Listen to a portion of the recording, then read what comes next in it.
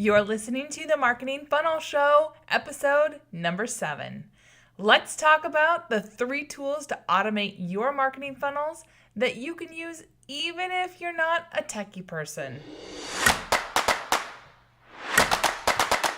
Welcome to the Marketing Funnel Show. I'm your host, Michelle Evans, and this is the podcast for coaches, experts, and online business owners to learn how to go from simply surviving to sold out using the power of marketing funnels. All right, let's jump into today's show.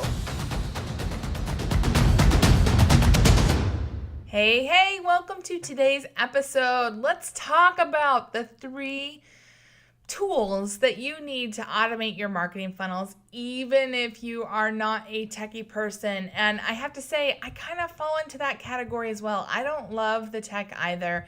I've definitely learned to use it, and I am so grateful that we live in the time that we live. So, most people, myself included, I put myself squarely in this camp, feel like the tech blocks them from moving forward with a funnel. But I am here to tell you that it doesn't have to be that way, and you do not have to be a tech guru to make a marketing funnel work for you. Now, I went full-time in my business in January of 2012, and I'll tell you, from 2012 to now, and it hasn't even been that long, I feel like the technology has come light years in terms of ease of use, simplicity, the amount of technology that's available, the affordability of the technology. There's just so much more available now than there was back then, and that wasn't even that long ago. And, I think, 2009, 2008, that was back in the dark ages when you basically had to have a computer science degree in order to get this stuff to work. And now it's so simple. So I just have to say, we do live in a great time. There are a lot of really easy drag and drop approaches that we can take to make our marketing funnels work. And I'm going to talk about some of those today. And then there's a lot of really great integrations that make the systems work together that, again, you can do with just a few clicks. You don't have to program anything together. I remember the first time I tried to integrate Aweber with my website, and I can't even remember what I was using. This was back in 2012. I was using some integration on my WordPress website to have an opt-in, and I swear to you, it took me a month to figure out how to make it work. I just could not do it. So today, when I can create a full funnel with multiple pages, opt-ins, and all sorts of stuff in a couple hours, and the couple hours is because I'm writing stuff out, I have to say I am smiling from ear to ear because I remember those awful days when I was trying to figure out what is this code? Where does it go? I don't understand this stuff, and watching YouTube videos and pretty much wanting to kill Google because I could not find what I was looking for, right? If you have ever tried to figure out the tech, I totally have been there. I have been in tears just trying to figure this out. Why does it have to be so hard? And it doesn't. I'm here to tell you 100% it does not. In fact, if you take my which marketing funnel is right for you quiz, I will give you a funnel that you can install into your own ClickFunnels account with 3 clicks. It is so easy. And then I have free training videos that walk you step by step through how to do it, because I have been in those shoes of I just want to be able to have my PDF out there for an opt-in. But today we're going to talk about the 3 tools to automate your marketing funnels, okay? So the 3 tools, let's start off with tool number 1, which is graphics.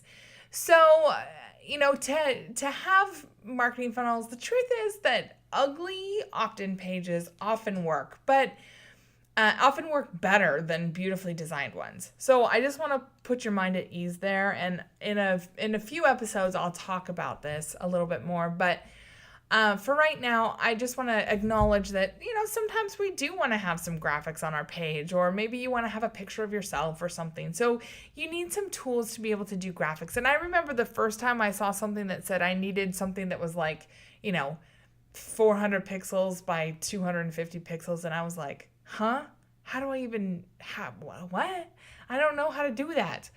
Um, And, luckily my husband's a photographer and we have Photoshop here, but I can't go running to him every time I need something because he's busy and I don't just want him all up in my business either. So I had to figure out some ways that I could do the graphics on my own without having to spend a fortune, bug my husband, or bang my head against my keyboard trying to figure it out. So there's 3 things that I want to tell you about graphics. So the first one actually came from one of my students in Build Your Funnel Bootcamp, Jen Murray, and I hope to bring her story to you soon.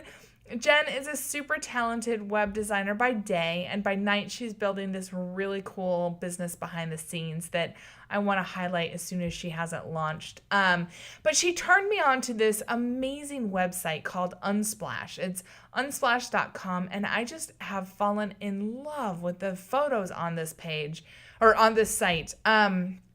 They are so cool. They're not stock photography. They're easy to find, and they're totally free. So that's a great place if you're looking for photos for your landing page, which is where people go to give you their name and email address. If you're looking for photos for your email series or for a webinar or whatever you're doing, check out Unsplash because they have some really cool photos.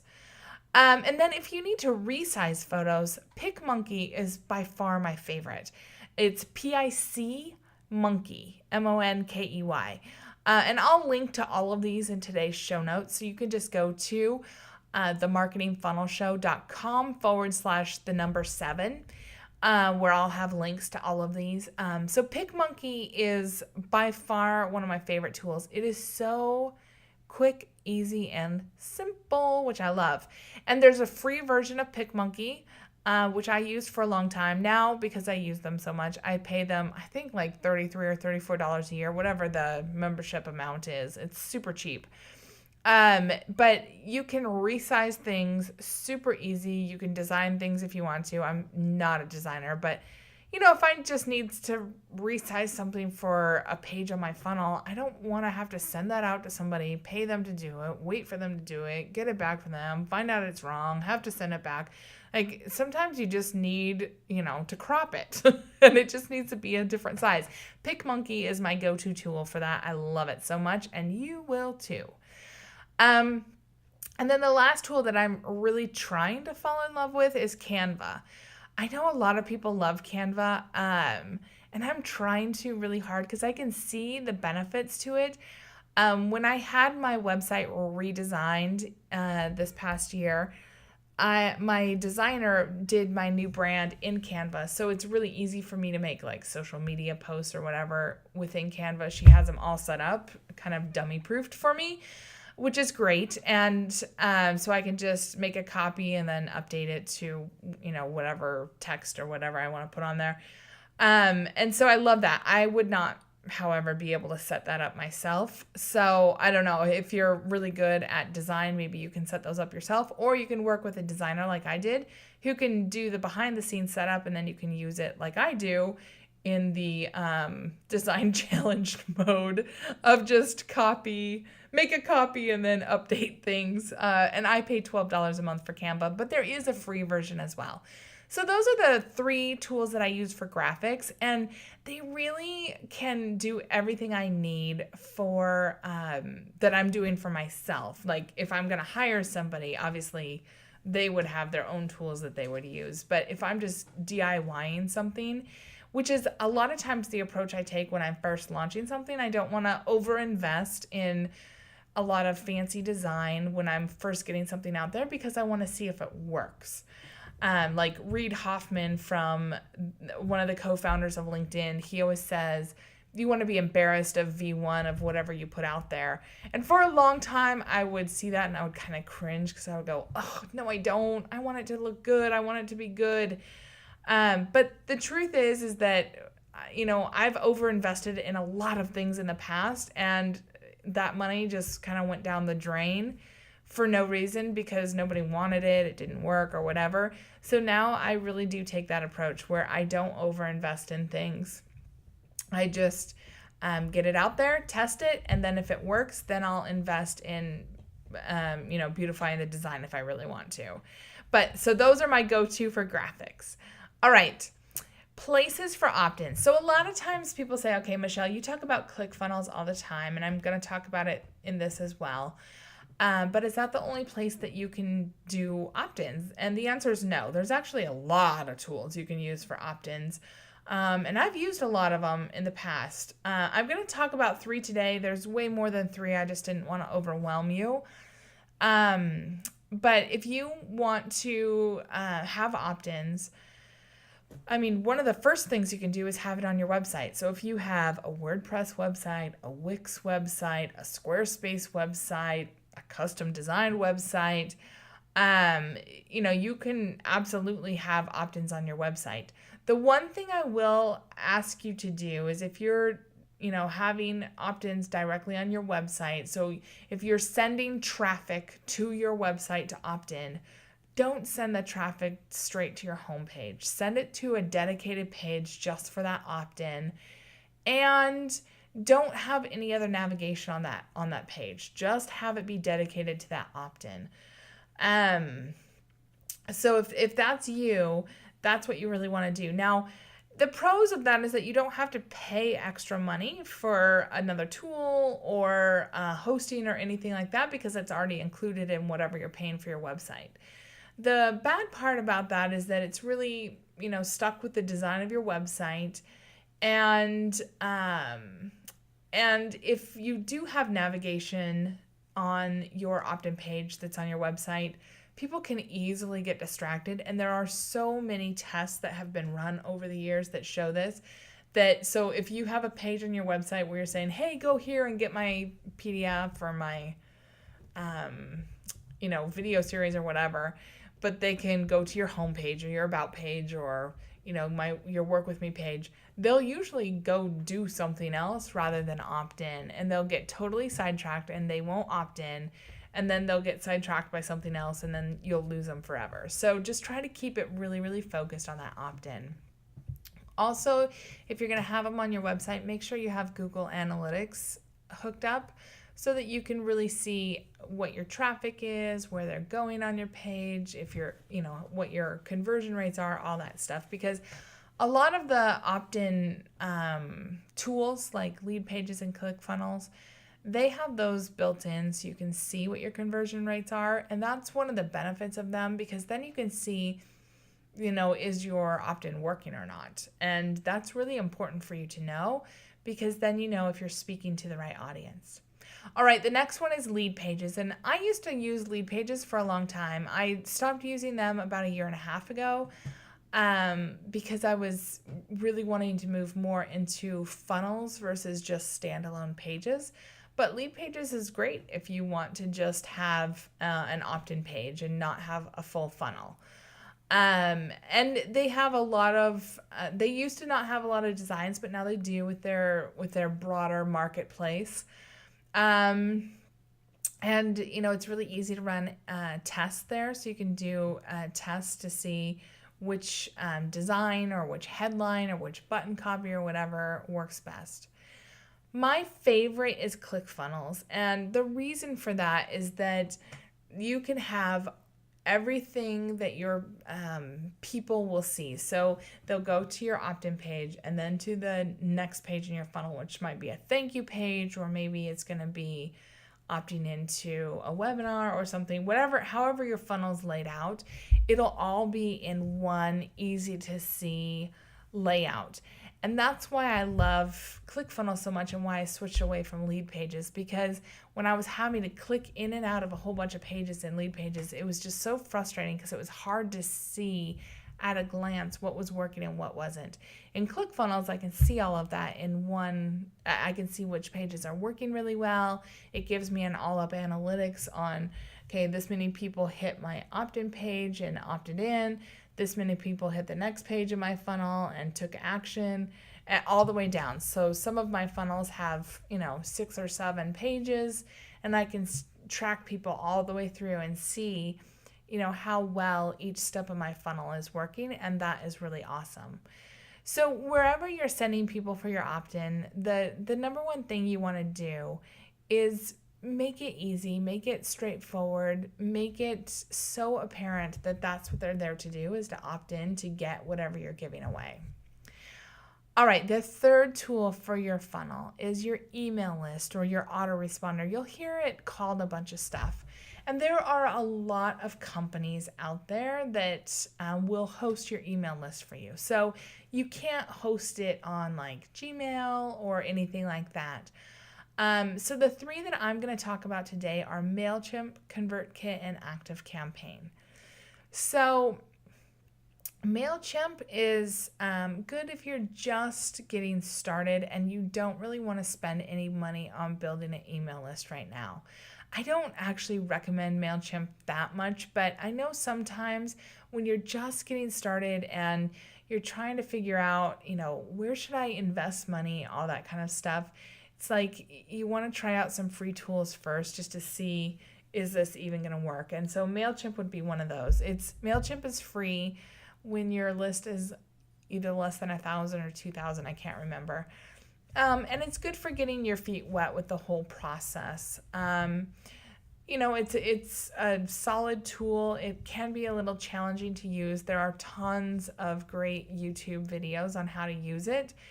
The bad thing is that a lot of people who have abused email practices in the past have used MailChimp, and so sometimes your emails won't get through. They'll be marked as spam, but that's okay. If you're still thinking about if this is what you want to do, and you're not paying for the tool, just know that that's a con going in, that's something that you'll deal with. ConvertKit is the next step up, and this is such a fantastic, easy to use tool. I used it for a long time. It is great for basic email building. It has phenomenal, easy, beautiful forms that you can install so easily right on your website. Like, I wish that I had that when I first started out. It would have saved me so many tearful days trying to figure out my previous email hosting provider.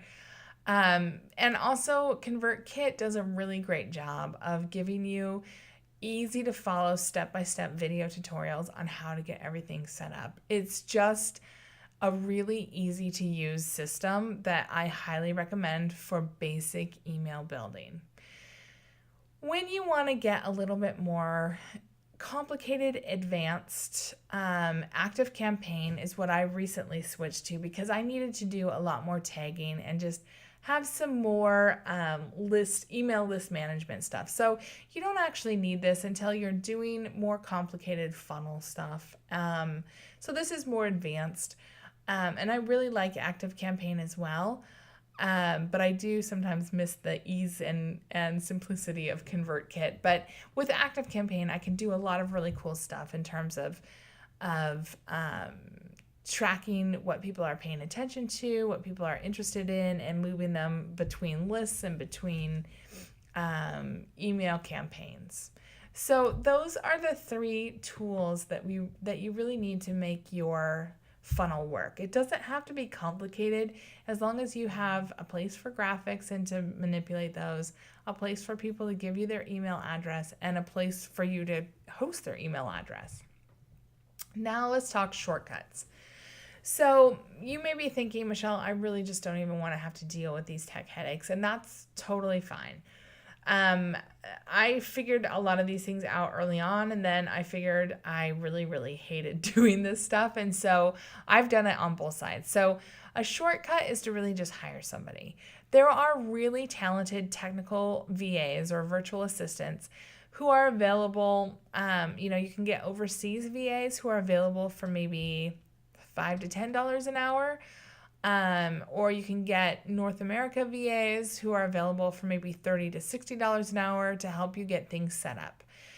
I have had really good luck in finding people via asking friends and peers for recommendations.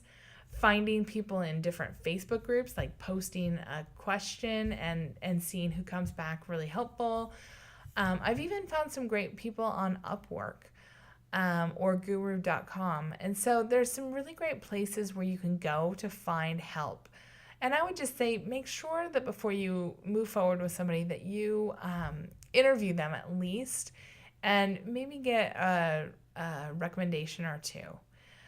And then another shortcut, of course, is quick click funnels. If you take my quiz and download the freebie that comes at the end of the quiz, I will give you pre-designed funnels that you can install into your 14-day free trial account with just 3 clicks. It's so easy. Then all you have to do is customize it for your colors, your logo, and then your headline, and you're off and running. Because I've done a lot of the behind the scenes coding of that already. So there you go. There are some really easy ways to get your funnel up and running fast. And once you discover the power of marketing funnels to warm up your audience and help them see you as the person they want to buy from, you will wonder why you ever wasted time just randomly doing marketing. Instead, you'll know exactly how to build your tribe of committed and loyal buyers. Want to know which marketing funnel is right for you and your business? I have created a totally free and easy quiz to help you figure that out.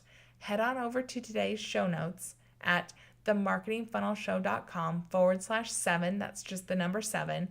And in less than 5 minutes, you'll know exactly which funnel is right for you.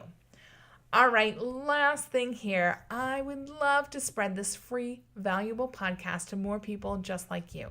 So if this was valuable for you, will you take 3 minutes and rate the podcast in iTunes, write a review, and share the podcast with just one person who can use it? Your voice helps tremendously in showing iTunes that this podcast is worth ranking in iTunes, which helps other people find it and helps me avoid the dungeon of lost and forgotten podcasts. And when you do subscribe, be sure to take a screenshot and email it to me at michelle@michellelevans.com for your free gift. I'm giving away my mini course, The One Sentence Marketing Hook, to everyone who takes a few minutes to leave a review. So there you have it. I will see you on the next episode.